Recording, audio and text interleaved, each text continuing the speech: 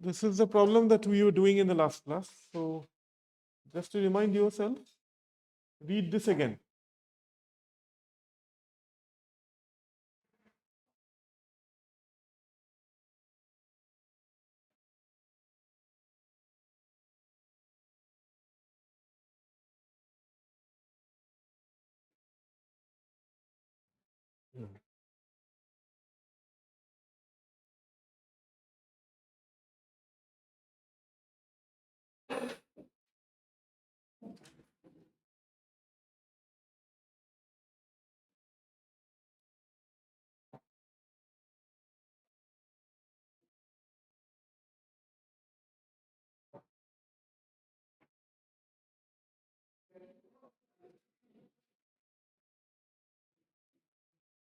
In this course, we are talking about primarily compact heat exchangers. Remember the bar graph, horizontal bar graph, which had shown the beta values for various kinds of heat exchangers. And not all heat exchangers are compact heat exchangers. Some heat exchangers in some ranges are compact heat exchangers. Since we cannot cover everything in this course, we are just looking at some basic aspects of compact heat exchangers. Now, shell and tube heat exchangers, more often than not, are not compact. But this one is a miniature shell and tube heat exchanger, and this is going to be a compact heat exchanger. Now, what is it doing? We have engine oil, and that's hot, and then we are using a coolant which has got ethylene glycol in it, 50% ethylene glycol in it, and we are cooling that engine oil. So the information given are engine oil flow rate, then its temperature at inlet 120 degrees Celsius. Then we want it to leave at about 115 degrees Celsius. It can be lower than that, of course, but not more than 115. And the ethylene glycol flow rate is also given. Ethylene glycol enters at 90 degrees Celsius. The tube material is a chromium alloy. The thermal conductivity of that is given. And there are fouling factors for the engine oil and for the ethylene glycol. Engine oil will flow through the tubes, that's mentioned in the question. And the maximum permissible pressure drop for each fluid is 10 kilopascal. The volume of the heat exchanger is required to be minimized. Now, there are some tube sizes according to some specifications. So, since it's a custom designed shell and tube heat exchanger, we can have even smaller than the smallest, which is given in the tables. So, we'll go to the table very quickly. Also have the tube pitch ratio of 1.25 and the diameter ratio of 1.3. Now let's see, this is what is given, pipe dimensions. So this is nominal pipe size.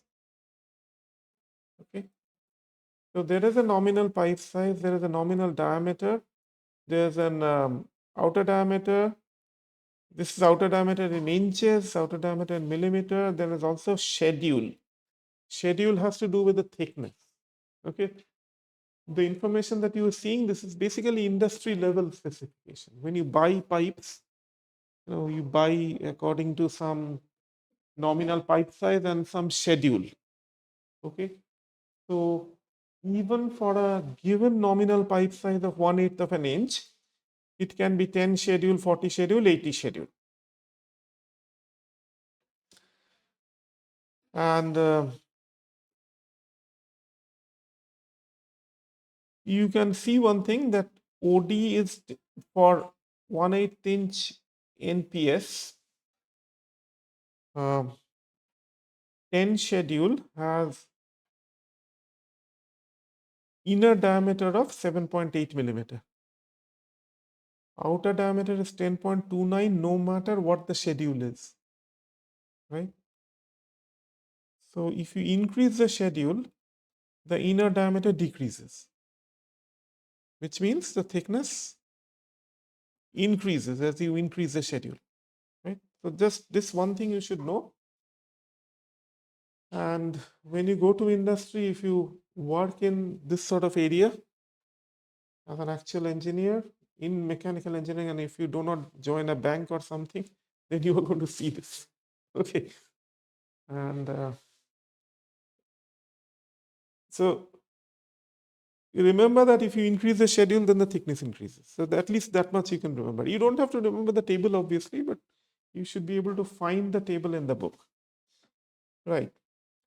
So again, going back, so NPS 1818 means 18 inch.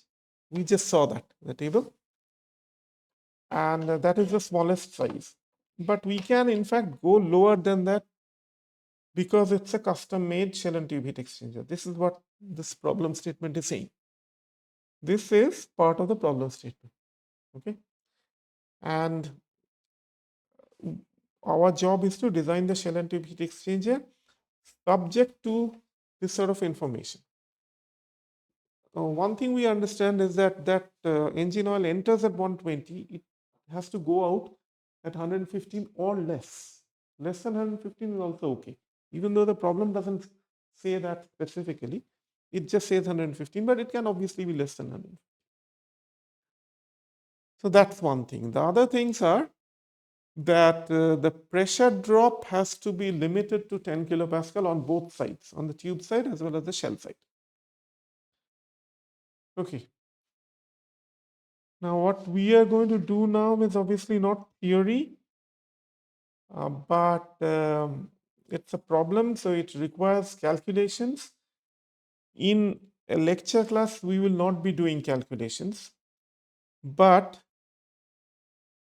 we'll get an overall idea. So in the design sessions, Thursday design sessions, you can take a problem like this and work out all steps so that you can get some confidence. Right, so how do we proceed? First of all, think about it. As I mentioned in the last class also, that you need ultimately some area calculation and all that. Okay. So you need that overall heat transfer coefficient U. But to get U, you also need HI and HO. To get HI and HO, you need correlations, Nusselt number correlations, right? So those correlations will depend on some Reynolds number. For flow in a tube, it's a familiar Reynolds number which is written like rho Vd by mu, isn't it? For the shell side Reynolds number, we still have to see how exactly that is calculated, because that sort of flow outside the tube you have not studied in your undergraduate. You'll still need that. So you need U. So for that you need HI and HO and a few other things.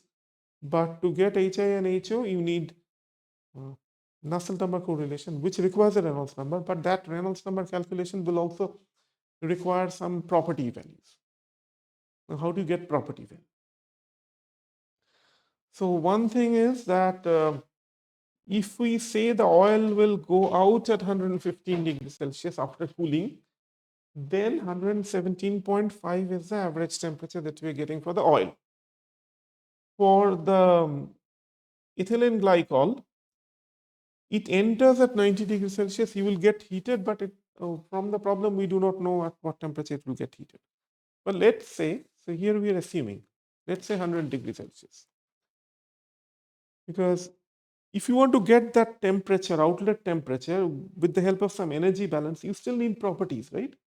Because at m dot Cp delta T, so you need Cp value and all that. So you need properties because of that. Because of that need, you need to have temperatures also. So you assume 100 degrees Celsius at the outlet. Right.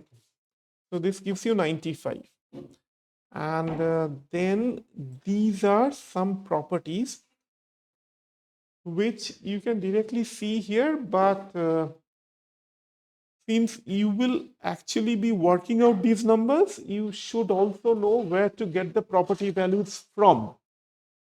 So we can get property values from the back of this Lee's book. or any other heat transfer book, your undergraduate heat transfer. Okay, so these are engine oil properties. Engine oil is denoted with the subscript 1, and these are 50% ethylene glycol properties, which is denoted with subscript 2. Right, so we got all these properties, and this is thermal conductivity of engine oil at that temperature. This is thermal conductivity of the coolant. These are Prandtl numbers. So this is from the appendix of this book, table A12. So the tables look like this. Right? The tables will have rho, Cp, K, mu, Prandtl number. This mu multiplied by 10 to the power 2 means that if you have, let's say, engine oil temperature of 120, then mu is not 1.027, but it's 1.027 multiplied by 10 to the power minus 2. Okay? So don't make the mistake of saying it's 1.027 multiplied by 10 to the power 2. That's not correct. Okay? So that's a mistake which I have seen in answer scripts. So this unit is Newton second per meter square. And these are the Prandtl numbers. You can also notice this when you look at these tables. You should notice some trends. You see how rapidly the Prandtl number changes. Okay. So 20 degrees Celsius is 10,400. At 160 degrees Celsius, where my pointer is, it's 84. Okay. Prandtl number has a unit? No. Dimensionless quantity. All other quantities have units, and then this is ethylene glycol.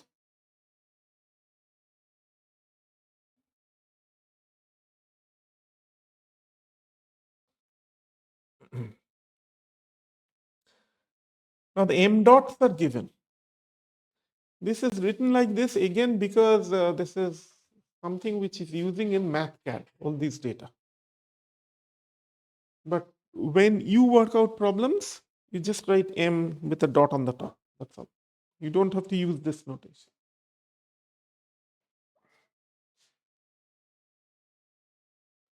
These are the fouling factors which are already given.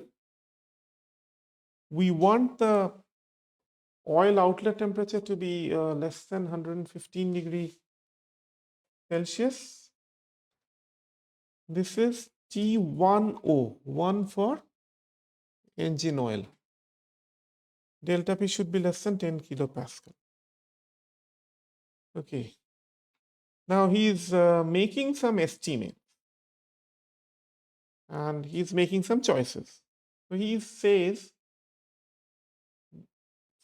from experience basically, that okay, we'll use a shell inside diameter of 2 inch, which is 50.8 millimeter. It's a miniature shell and tube heat exchanger, so it's a small one. So 2 inches, how much? 2 inches kind of like this, right? That sort of diameter. And tube length is this much. Tube outside diameter he is taking to be 1/8 of an inch.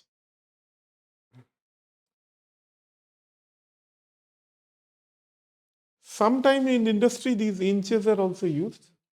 Okay, so that's one. Plus, the other problem is that this book is published in America. Professor Lee teaches in an American university, or maybe he's retired, I don't know, but he taught at an American university. So, a lot of FPS units you will find in this book. Then, okay. So, he's chosen DS, he's chosen LT, he's chosen DO. Right. Now, DR is 1.3. What is DR? DR is DO by DI. And where does he get 1.3?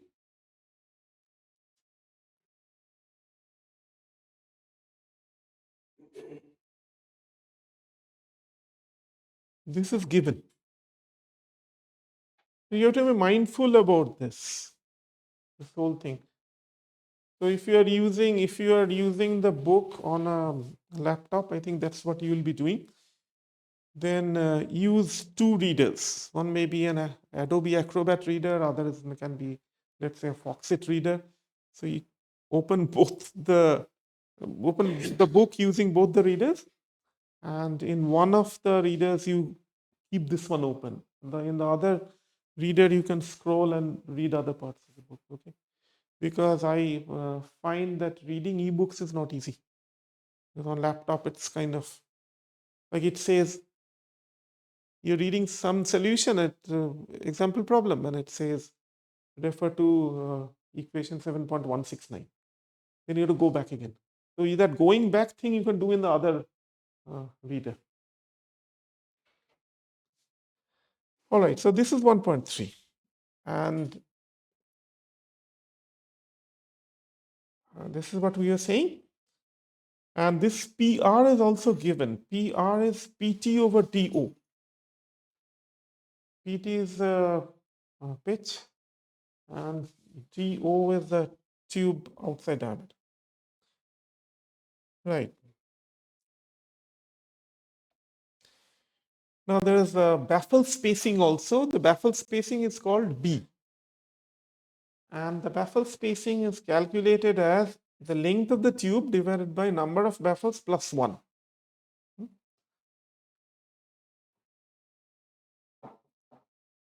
The baffle spacing is assumed. So the baffle spacing is just assumed to be 1 inch, 25.4 millimeter.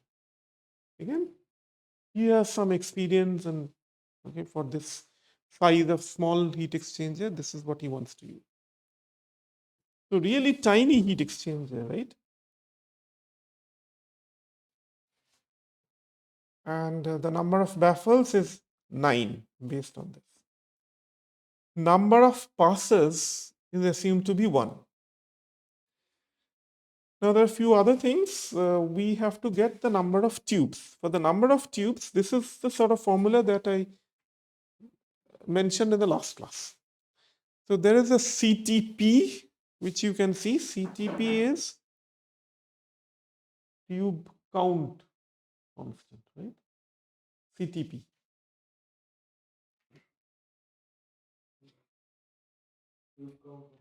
Yeah. So that we saw the CTP value is changed with the kind of arrangement that you assumed. Right? What is CL? CL is a tube layout. So it's 1 for square layout. For triangular layout, it's 0.866, as you can see from there.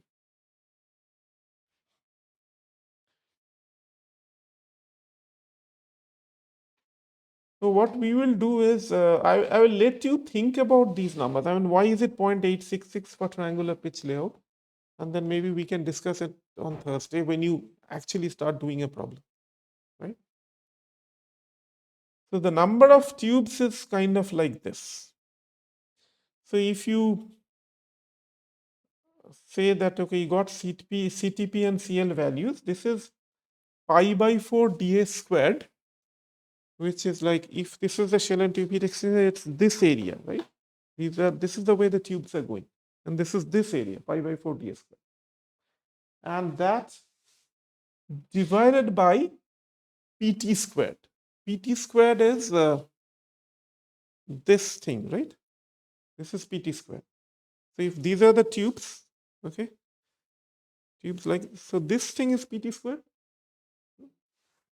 So you take dA squared, pi dA squared by 4, this cross-sectional area, divide that by kind of a unit area, you get some number. But what we are saying is that number is not exactly correct. So we need to do some adjustment depending on the tube layout. So we multiply it by CTP over CL. And CTP is, remember what is the reason for CTP not being equal to 1? Because there are some arrangements of tubes which are kind of incomplete, maybe at the top, maybe where tube passes are made and things like that. Okay, so it's not a 100% uniform arrangement. All right, so he has got a number for NT. Now you should think about which way this calculation is going. So if you have NT, then you can, depending on the tube that you've chosen a tube of certain diameter, right? What was the tube diameter? Last slide. We chose these values, right? Outside diameter of 1/8 inch, which is 3.175 millimeter. 3.175 is like something like this, outside diameter. So very thin tubes, very narrow tubes.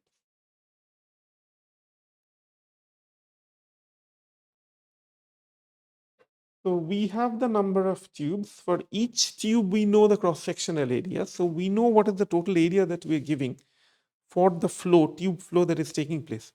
Tube flow is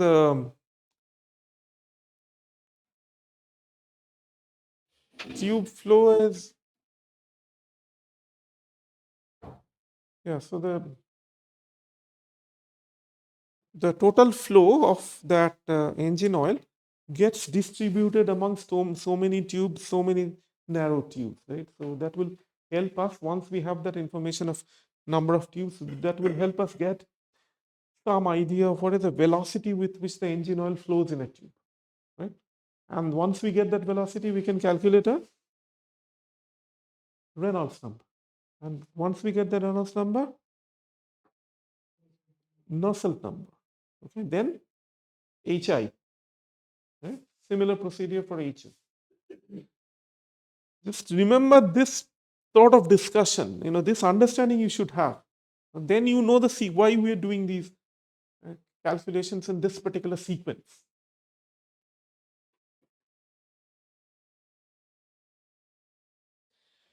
All right, so this is NT. NT is calculated. This gives you 138.189. Okay, he also makes it comment that he has checked some catalogs. Underline this commercially available. He has checked some catalogs and he has seen that commercially you can get a 2-inch shell heat exchanger. Okay. And in that 253 tubes can be accommodated. So he sort of knows that if it falls below 253, it's okay, no? Because commercially this is done. And his number is coming out to be only 138. So he's okay.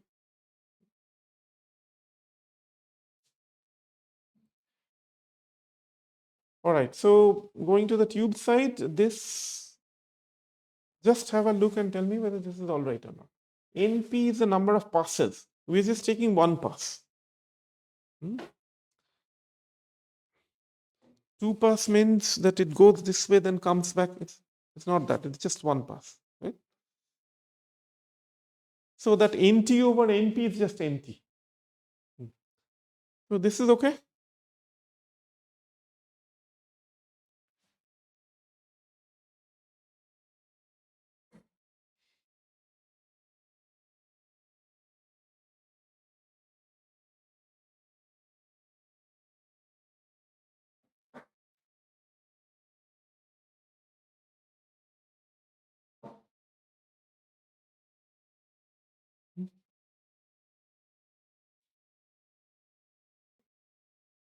All right, so this gives you velocity. Now, this is the Reynolds number. You can calculate this. Now, the velocity of 0.43 meter per second. So this is, the reasonable range is 0.5 to 1 meter per second. We saw a reasonable range 2 classes back, I think. There was a table. It says economic velocities. So that's a reasonable range. So let's recall why we need these ranges. Because if the velocity is too high, then what happens? More pressure drop and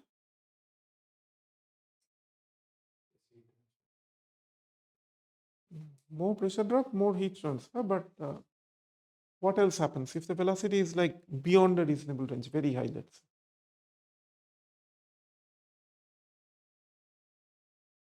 Hmm.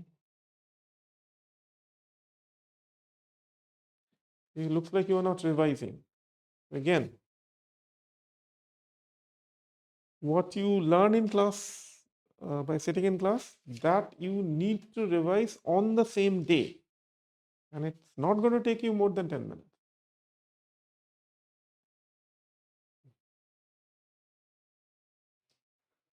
So by asking these questions, I'm forcing you to look back at your class notes, but that you should have done on your own. So there can be an erosion problem if the velocity is too high. And if the velocity is too high, there can be also some vibration related issues. Now the velocity should not be too low also.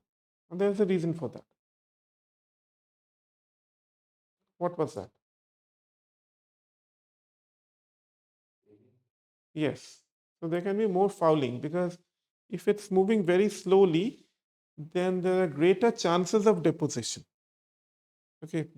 Because of boundary layer effect and all that, I'm not explaining it in much detail, but there's something called a residence time. So if there is a length, if you send the flow very slowly, so it will spend much more time in there. And in that case, particles will have a greater chance of getting deposited. So if you have a surface, right, if you have a flow over that, then if the flow is significant, then the particles will tend to move with the flow and it will get swept. Particles will get swept. I'm saying that it's flowing from here, it has some contaminants, it's forming some salts, whatever. So if the flow is high, it will have this opportunity to move with the flow. If the flow is low, then it might just precipitate more. Okay, so that's how we remember. So that's why whether we have a lower end of 0.5 meter per second, there is a higher end of 1 meter per second also. We need both. This is below that 0.5, but it's okay. It's not too bad. It's 0.43 meter per second, right? Not too low. So we'll work with this.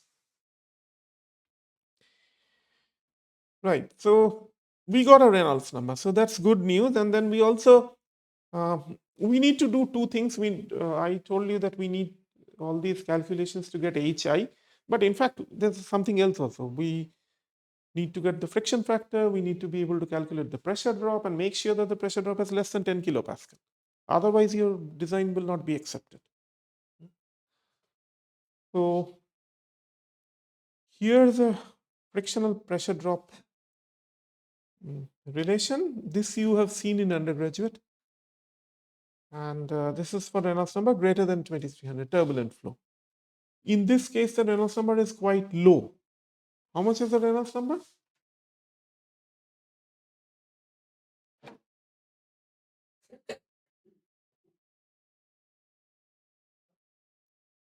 Huh? 84. 84 is quite low, isn't it? For flow in a tube up to Reynolds number about 2000, 2300, it's laminar flow. So we typically say that up to 2000 it's laminar flow, 2000 to 2300 is transition, and more than 2300 is turbulent flow. But these things also depend on how much disturbance of flow is coming in. Flow is kind of, if the flow has some fluctuations in it, some perturbation in the mean velocity, then it can become turbulent even at lower Reynolds numbers. But by any means, 84 is definitely going to be laminar. And this is actually happening because, why is it 84? 84 because it's like very narrow diameter, right? Very small amount of fluid going through a tube. So this will definitely laminar.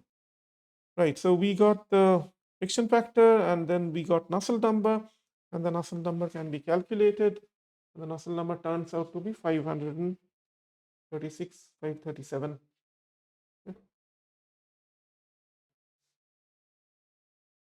let's go to the shell side. So for the shell side, we calculate an area like this.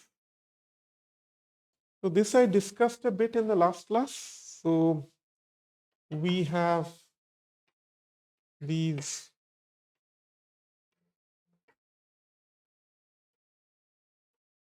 tubes, but the flow can go this way, the flow can get between the tubes like this, right? So I said that there is a CT here between tubes, isn't it? This is a CT which was shown in that tube layout figure. So this CT and then this CT, and let's say there is a baffle here, there's another baffle here. Then CT multiplied by B is something like this, correct? Or if you look at it from the side also, it can be CT multiplied by B. So the CT multiplied by B is kind of a unit. And how many such units you have when it comes to cross flow? So this is the cross flow area. Let's say the flow going like this. Right? You have ds divided by pt, number of such units. ds is the shell diameter, and divide that by pt, you will get multiple such units. Right? Again, you need to be able to visualize all this. So this is AC2, and using AC2, we can get an V2. M dot 2 is the flow of that coolant, ethylene glycol, 50% ethylene glycol. Right? So we get this number. So this is 1.786. And the reasonable range is 1.2 to 2.4 meter per second. Again, picking up the reasonable range from that table. And we want to use an effective diameter to calculate the Reynolds number. So we talked about effective diameter previously. So the effective diameter is for a triangular pitch situation. Right? So simplistically, I was kind of drawing a square arrangement because in this view, drawing a triangular thing is more difficult. Triangular thing will be like displaced, one row displaced from the other and all that. Okay. But even though this gives you the impression of square layout, but this is a triangular layout. So for triangular layout, effective diameter is calculated like this. You should derive. Okay. So DE for square layout we had seen, isn't it?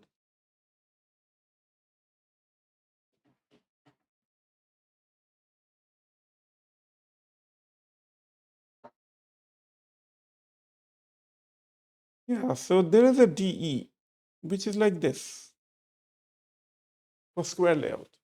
I had discussed this. I also told you that with a little bit of effort, you can prove the DE for this also using D definition like this, correct? So this is just geometry, nothing else. So this you should be able to do.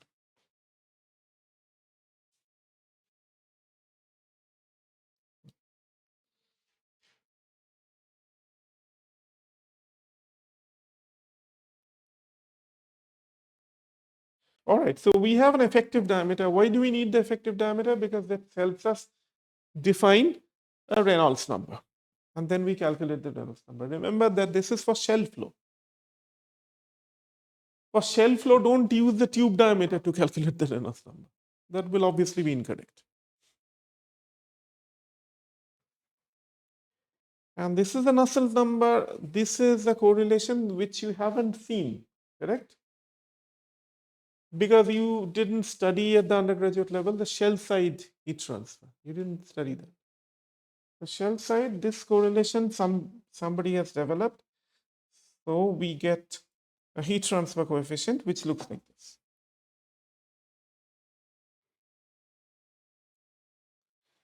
And Here we get an UA. Just study this and tell me whether this is okay or not. This is UAO. AO is the outer area of the tube.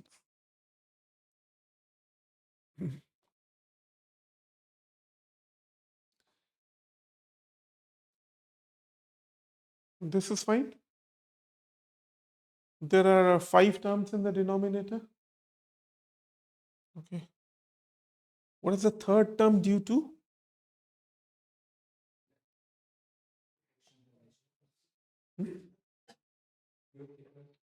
Yeah, tube wall thermal resistance. These are fouling resistance. Then these resistances you know, so you get UA and AO as 113. Right. Now these are then we will go to effectiveness NTU method after doing all.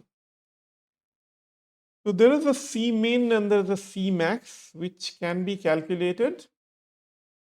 So you know the M dots of the two fluids both are given, and the Cp values you estimated using some temperature at which you evaluated the properties. Okay, so M dot Cp for both, and then you see that this is C minimum, and then you can calculate Cr, and then you can calculate U A by C minimum, which is NTU. I'm not spending much time on this because you know these things. And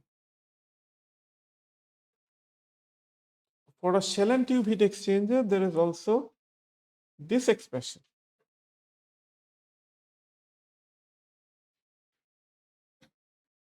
This you can find in the book. It's there also in the undergraduate textbooks. So for shell and tube heat exchanger, this sort of expression will depend on the number of shell passes and the number of tube passes also. Okay, so he has picked up this one for one shell and one pass. So he gets this and he calculates the effectiveness. CR is known. NTU we just calculated. Isn't it? Where is NTU? Yeah, so NTU we calculated. So you can do this thing and get effectiveness of 0.187. Why did we calculate effectiveness? Because effectiveness gives you this sort of an expression which has got C2 and C min, and it's got the inlet and outlet temperature, and the left hand side is known because effectiveness is 0.187. 0.187 doesn't sound like a high number, right? But we got whatever we got. So T1I, T2I, these are non-negotiable because these are the inlet temperatures. Obviously, you cannot change these. And you can use the effectiveness expression to calculate T1O. T1O is the outlet temperature of that engine oil, and that turns out to be 114. And T2O turns out to be 91. Right? And since this is 114, this is okay because we wanted 115 or less. So this is fine. And since we got these temperatures, we can obviously calculate Q. So the Q turns out to be this much. Right. The other thing is that we also have to calculate the pressure drops. And for pressure drop, these are relations. So this is for the tube side and this is for the shell side. Where do we get these expressions? I'll just show you. Remember the like a long table.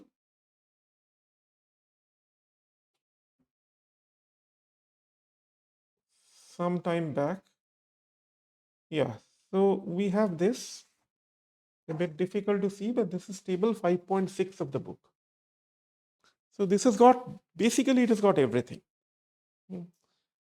So it's got the Nusselt number correlations, and it's got the friction factor also. And uh, next page,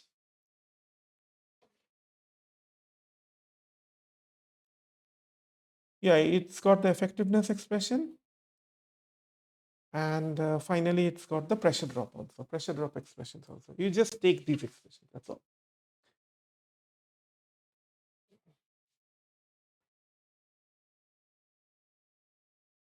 This is number of baffles.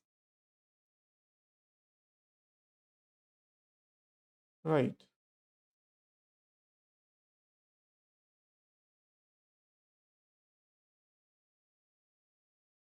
So the pressure drops are less than 10 kilopascal. So we are doing fine. And he also calculates beta, which is that area over volume. And it comes out to be something like this. This is a summary. Inlet values, then these are the requirements, less than 115, less than 10 kilopascal. And this is the design obtained. So this is a summary which you give at the end of the calculations. So that's about it. But there's something interesting in the sense that the way he has chosen various quantities, in one shot he got the correct design. Correct in the sense that, okay, there can be many correct designs, but in one shot, in the first attempt, he got a heat exchanger which gives you outlet temperature less than 115 and also pressure drop less than 10 kilopascal. This need not have happened, right? How did he get this? Because he already has this experience. Maybe he did, I mean, this is what we are seeing in the book, but maybe he did some calculations which didn't give these acceptable values. And then he iterated on that, changed something, and then got these numbers, right? So when you actually do a calculation, you need not get it correct in the first go. Then you have to make a judgment, take a call, and then change something, and then bring the parameters within limits, right?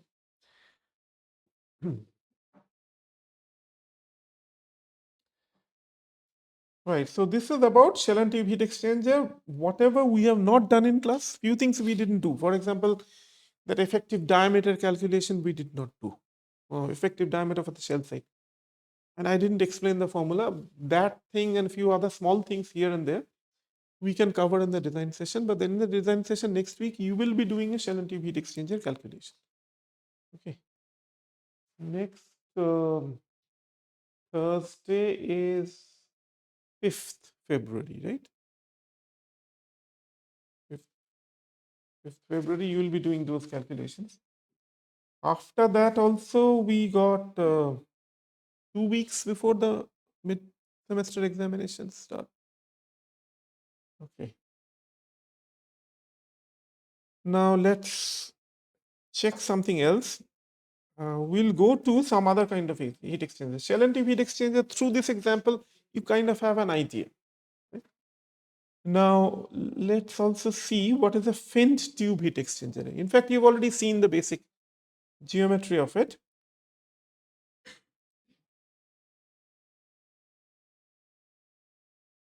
So this is probably the third time you're looking at it. You've seen these.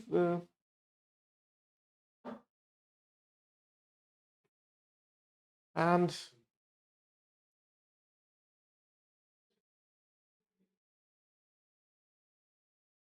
it might look like this, tube with fins. This is from some manufacturer's website. This is Maxward, maxward.com. You can, if you go to Google Images, give fin tube heat exchanger, you can see many more photographs. But I think it's important to look at these. This is another set. This is another set. here these are not continuous fins, these are like this. This is more like continuous, like this. Okay. And now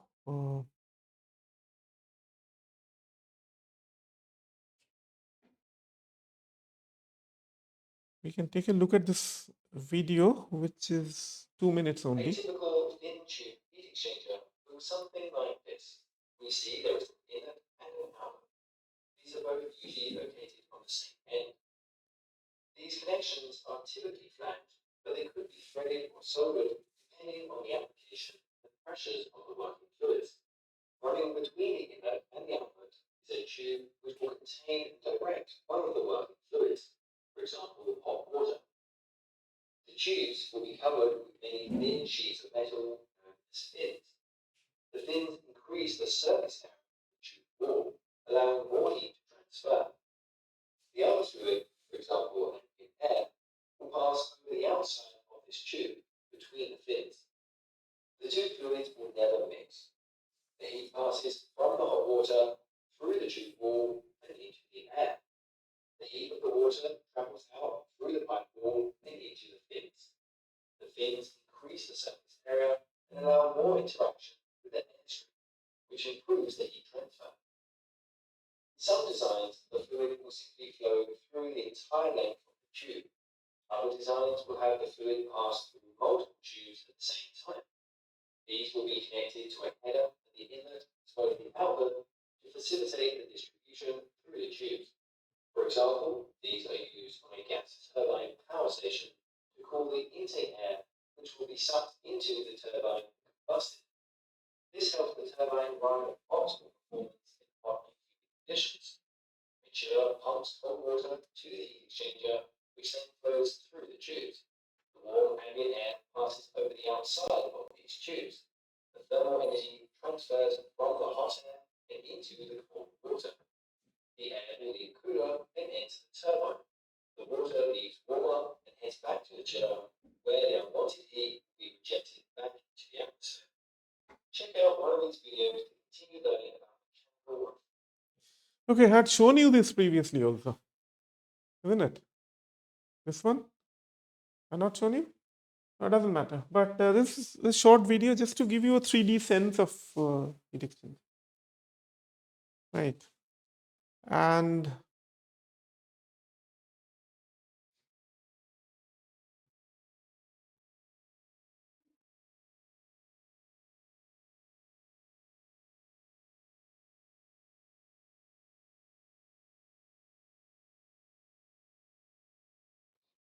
oh, right. So nothing much. You can just note this that one thing that you have to remember is that we are doing different kinds of heat exchangers. Shell and tube, then now fin tube, then we'll do plate fin heat exchangers.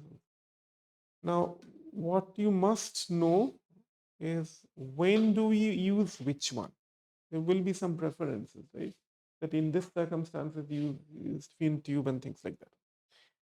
So that we will slowly understand. These are some of the clues, right? So I think it's okay. We could have used another 2 or 3 minutes, but because of this interruption, we'll just stop here itself. Okay. You can tell me if you're facing some difficulty, if you have some questions. Those somehow you're not asking, so sometimes difficulties are not getting addressed. If you have difficulties, I don't know. Are you being able to follow most of what I'm saying in class? Things are working out. Now, if you have questions, do ask in class. Your question might not get recorded, but you will get the answer which will get recorded, right? And also ask more questions in the Thursdays